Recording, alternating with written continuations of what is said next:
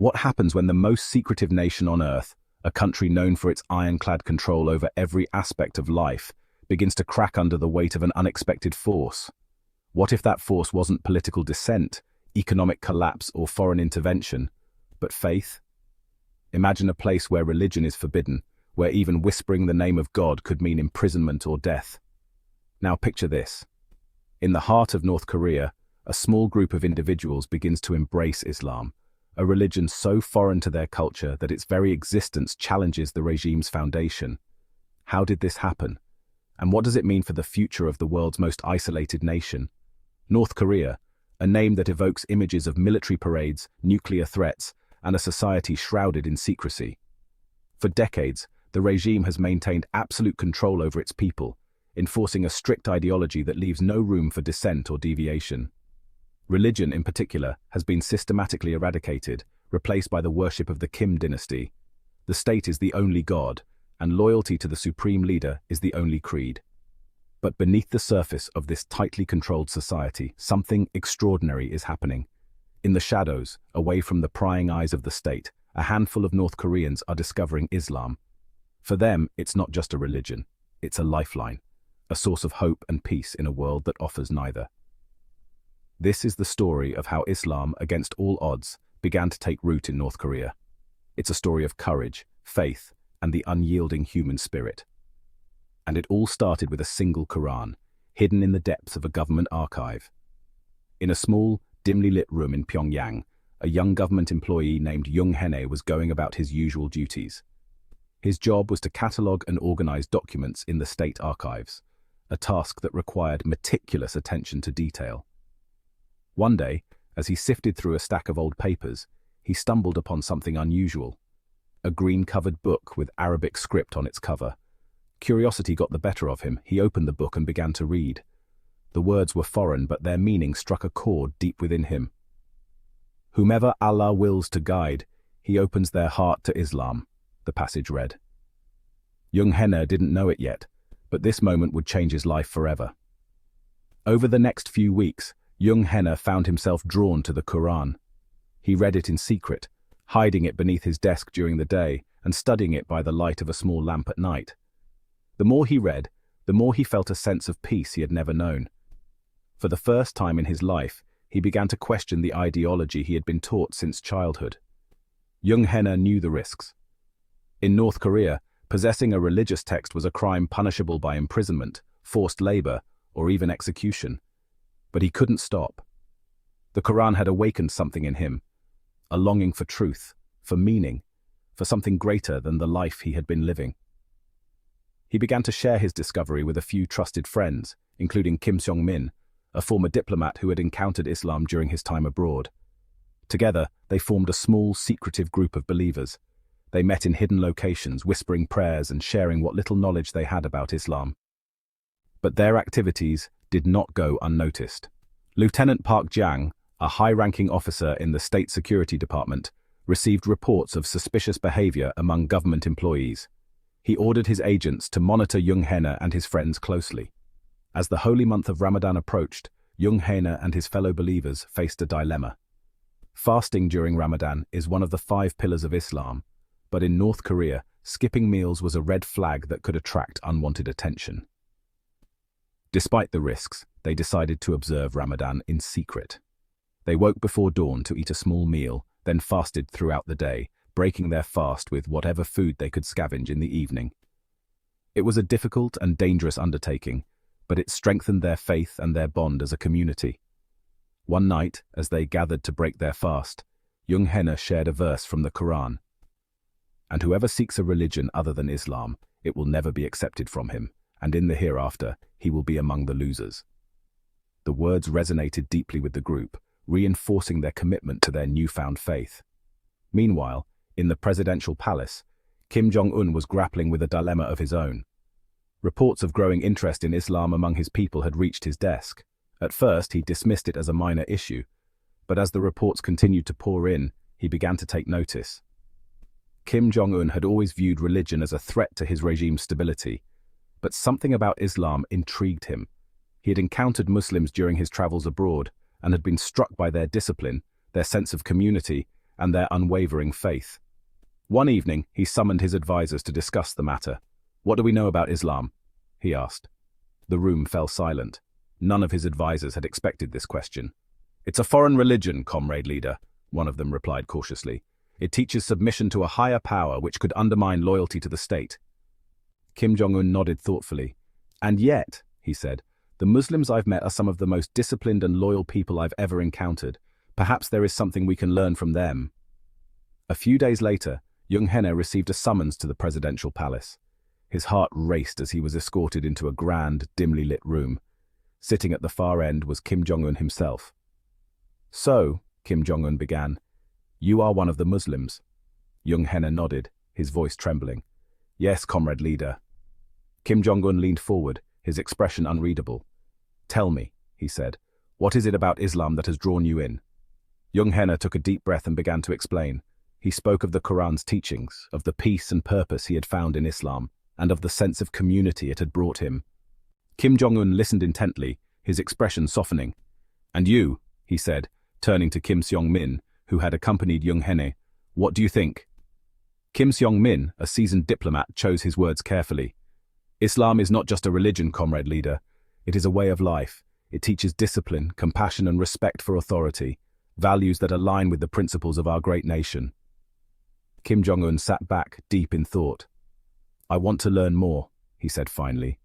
"For now, you may practice your faith in peace, but know this. If you ever use your religion to undermine the state, the consequences will be severe." Kim Jong-un's decision to allow Muslims to practice their faith in peace marked a turning point in North Korea's history. Word spread quickly, and more people began to explore Islam. Small, secretive groups of believers began to form across the country, united by their shared faith and their determination to live according to its teachings. But this newfound freedom came with its own set of challenges. The regime's tolerance was fragile, and not everyone in the government shared Kim Jong-un's curiosity. Lieutenant Park Jang, for one, remained deeply skeptical. He continued to monitor the growing Muslim community, convinced that it posed a threat to the state's stability. As Islam continued to spread, North Korea found itself at a crossroads. On one side were those who saw it as a source of hope and renewal, a way to bring meaning and purpose to their lives. On the other side were those who viewed it as a dangerous foreign influence, a threat to the regime's control. The debate reached the highest levels of government. Some officials argued for a crackdown, while others advocated for a more tolerant approach. Kim Jong-un, caught between these opposing forces, struggled to find a balance. Kim Jong-un's decision to allow Islam to flourish in North Korea was not without controversy. Many within his inner circle viewed it as a sign of weakness, a betrayal of the regime's founding principles. But Kim Jong-un saw it differently. He recognized that Islam, with its emphasis on discipline and community, could be a powerful tool for maintaining social order. By allowing Muslims to practice their faith, he hoped to harness their loyalty and dedication for the benefit of the state. Yet, as the Muslim community grew, so did the challenges. The regime's tolerance was tested, and Kim Jong-un found himself walking a tightrope between maintaining control and allowing freedom. As the sun sets over Pyongyang, casting a golden glow over the city, the Muslim community gathers for iftar. The air is filled with laughter, the aroma of traditional dishes, and the warmth of community. In this moment, it's clear that Islam's journey in North Korea is more than just a story of faith. It's a story of resilience, hope, and the unyielding human spirit. The courtyard of Masjid Aman, the only mosque in North Korea, is alive with activity. Long tables are set up, adorned with dishes that reflect the diversity of the Muslim community.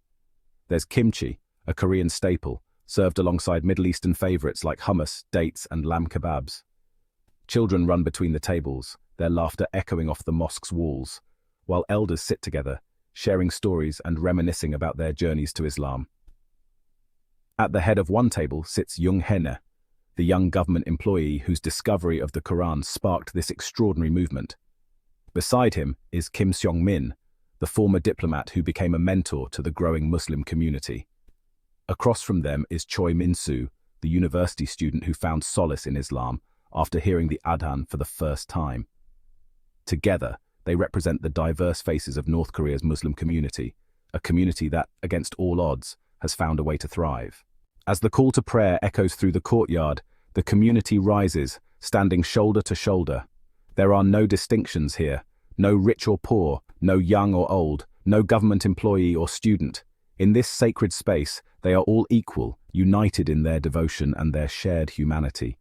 The prayers are a symphony of voices, rising and falling in perfect harmony, a testament to the strength of their faith and the depth of their connection. After the prayers, the feast begins in earnest. Plates are passed, stories are shared, and laughter fills the air. Young Hainer looks around the courtyard, his heart swelling with gratitude. He remembers the fear and uncertainty of those early days when he and his friends had to worship in secret, always looking over their shoulders. Now, they have a place to call home, a place where they can practice their faith without fear. But young Hainer knows that their journey is far from over. The regime's tolerance is fragile, and not everyone in the government shares Kim Jong-un's curiosity. Lieutenant Park Jang, the state security officer who once monitored their every move, still watches from the shadows. His presence is a reminder that their freedom is not guaranteed, that they must remain vigilant. Yet, despite the challenges, there is hope. The Muslim community in North Korea is growing, not just in numbers but in strength. New converts are joining their ranks every day, drawn by the peace and purpose they find in Islam. And as the community grows, so does its influence. The impact of Islam's growth in North Korea extends far beyond the walls of Masjid Aman. Across the country, small groups of believers are beginning to form, united by their shared faith and their determination to live according to its teachings. In cities and villages, people are discovering the Quran, learning about Islam, and finding solace in its message of peace and compassion. This newfound faith is not just transforming individuals, it's transforming communities. In a country where trust is scarce and fear is pervasive, the Muslim community has become a beacon of hope. They share food with their neighbors, offer support to those in need, and strive to live according to the values of Islam. But their journey is not without challenges. The regime's tolerance is fragile, and not everyone in the government shares Kim Jong-un's curiosity. Lieutenant Park Jang, the state security officer who once monitored their every move, still watches from the shadows. His presence is a reminder that their freedom is not guaranteed, that they must remain vigilant.